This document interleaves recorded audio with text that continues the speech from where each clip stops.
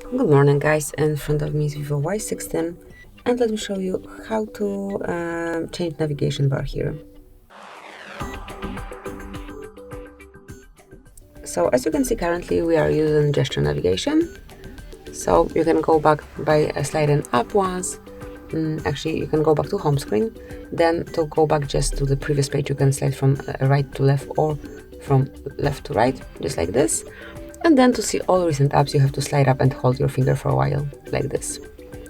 However, if you want to change it to button navigation, you need to open the settings, then in search area, enter navigation.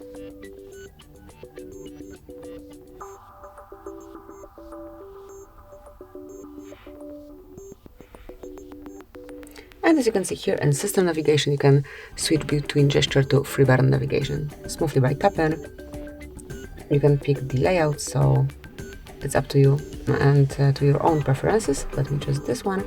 And from now on, you can use button navigation. So this middle button is for going back to home screen. Three horizontal lines are to check all recently used apps. And then this is the back button. So that's it. Obviously, you can change buttons to gestures the same way.